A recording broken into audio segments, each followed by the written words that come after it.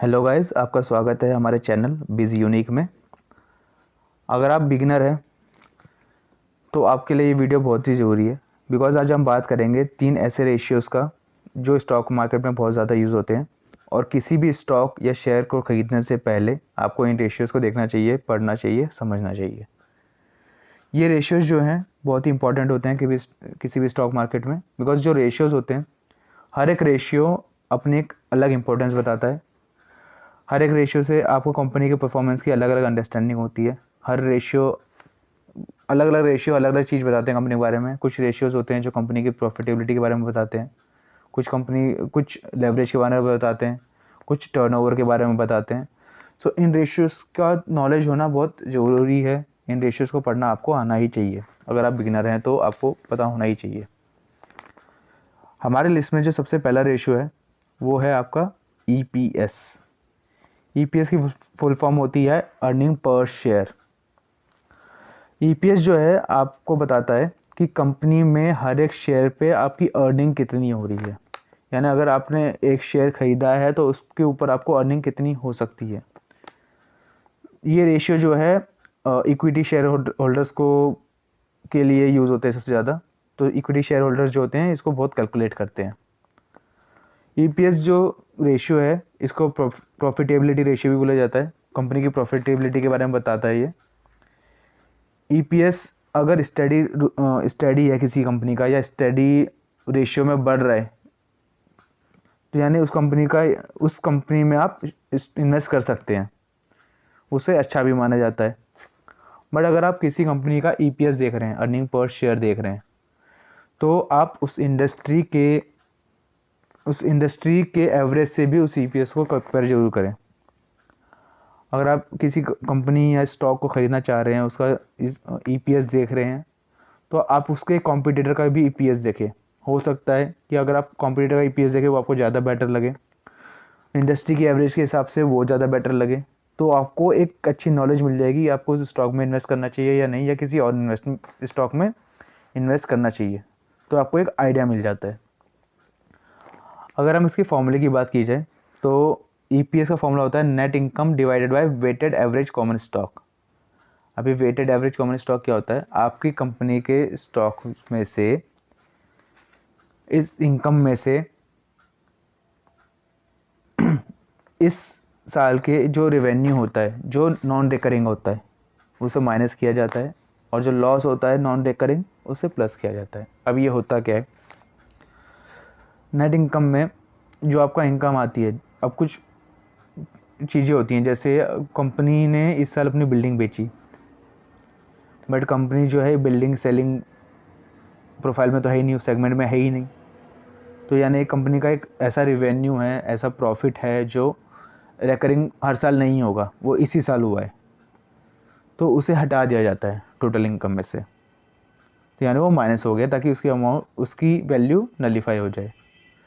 Same अगर loss हुआ होता तो उसको प्लस कर दिया जाता ताकि उसकी इफ़ेक्ट नलीफाई हो जाए दोबारा से। यहाँ से आपको मिलता है EPS। EPS जो है एक और रेशियो को कैलकुलेट करने में बहुत हेल्प करता है। उस रेशियो का नाम है PE रेशियो।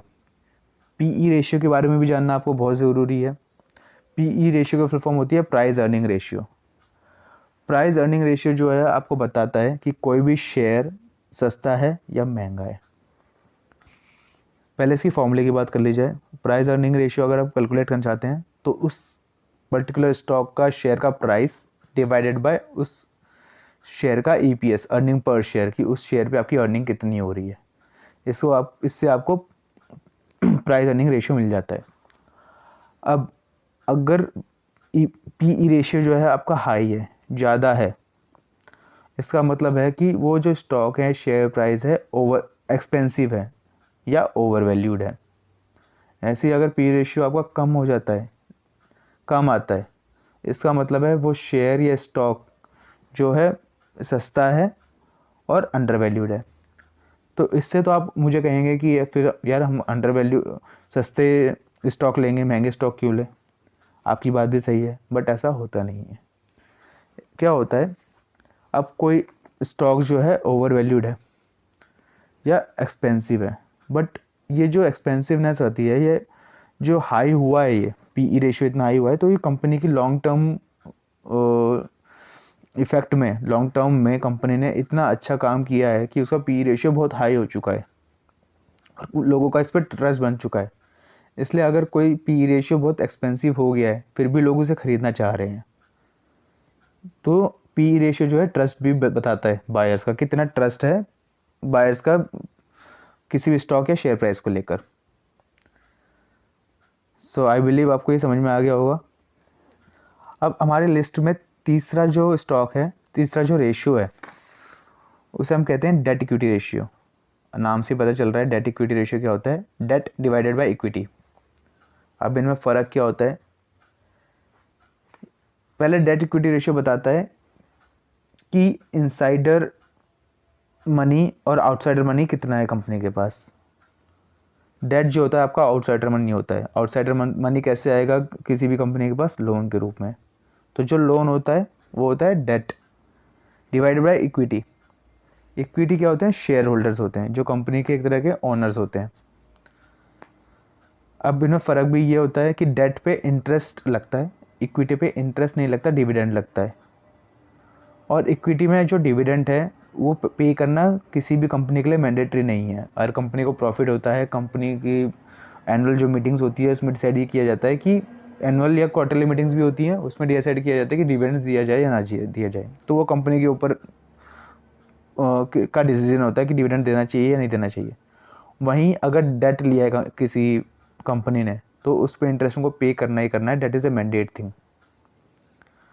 अब इसमें बात ये आ जाती है कि किसी भी कंपनी में अगर डेट ज़्यादा बढ़ रहा है, कंपनी सिर्फ डेट लिए जा रही है, बाहर से लोन लिए जा रही है, तो इससे क्या होता है कंपनी की स्टेबिलिटी पे भी बहुत फ़र्क पड़ता है। अगर कंपनी की जो डेट है regular, company year on year सिर्फ डेट से लिए जा रही है, तो इससे ये हो सकता है कि कंपनी के पास पैसा नहीं है, जो उनको बाहर से पैसा लेना पड़ रहा है, और कंपनी हो सकता है कि बैंकरप्ट भी हो जाए over a period of time.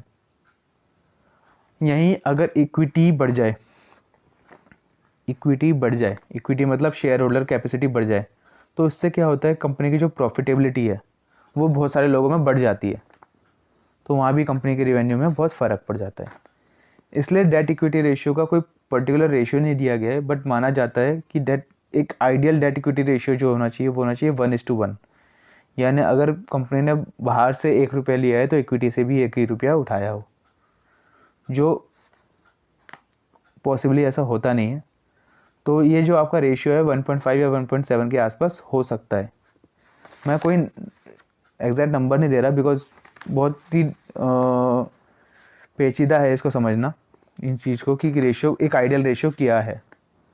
But अगर इक्वल रेशियो है, थोड़ा बहुत ऊपर नीचे है 1.5 1.7, तो यानी उस कंपनी के डेट इक्विटी रेशियो सही है कि कंपनी ने बाहर से भी उतना ही पैसा उठाया जितना इक्विटी से उठाया, तो कंपनी एक बैलेंस्ड तरीके से काम कर रही है।